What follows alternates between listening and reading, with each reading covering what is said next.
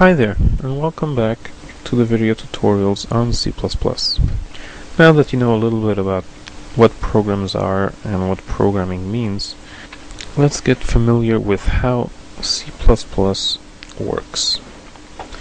In the olden days, basically the way you would program a computer is pretty much you would just type in a command like we showed before, do something, and the computer would do that, and then you type in something else and the computer does that.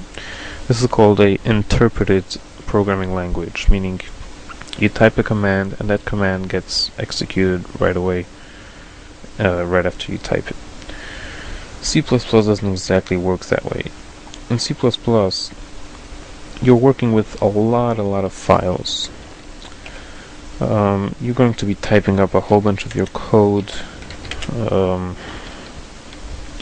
and you might type up one whole file with a whole bunch of stuff, and then you're gonna make another file with more stuff, and you're gonna be working with a lot of files, and you're gonna be saving these files.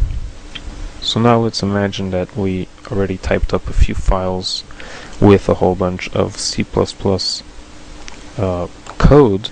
Now what we need to do is to turn these files into one single file, which is going to be our program. So the way it works is like this. A program usually, if you're on Microsoft Windows, a program usually is a file which ends with the extension .exe. Like if you have whatever calculator, then the program may be calculator .exe. If you're on Macintosh, I'm not sure exactly what the extension on Mac is, but basically it's a file which when you click on it basically with your mouse, what happens is the program starts, and that is your program. One file which finishes with .exe, and that is your program. So the way C++ works is you type up a whole bunch of different files with all of your code, and then you need to somehow combine them all together to make one file which is your actual final program.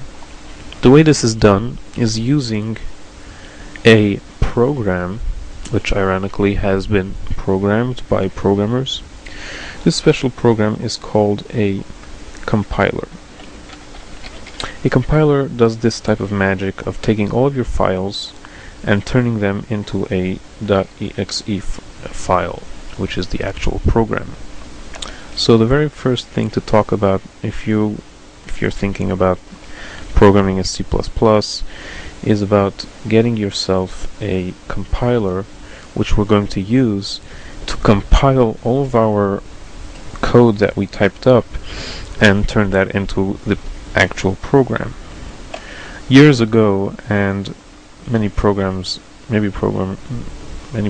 still do that, a compiler would be a small little program which you would open up, and you would have to type in a whole bunch of stuff. You would have to explain the compiler exactly how to find which files where and gather all of them together and make the program out of it.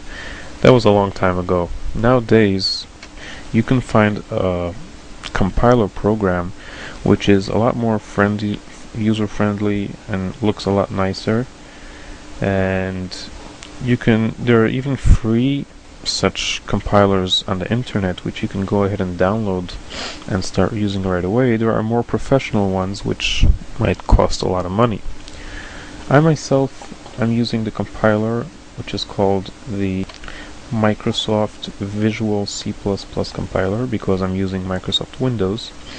You can see right over here the Microsoft Visual C++ compiler program. What we have over here is this is a very nice program. You know, it doesn't look so scary like in the olden days when you used to have to just figure it out all by yourself. Over here is a nice program which we'll use to make other programs in C++. So if you're using Microsoft Windows, I'd suggest you head over to this website, microsoft.com/express/VC, and pick up a copy of the free Microsoft Visual Studio Express edition, and go ahead and download it and install it, and you'll be all hooked up with a very nice compiler which has a very nice interface and takes care of a lot of headaches for you if you would have to do everything manually.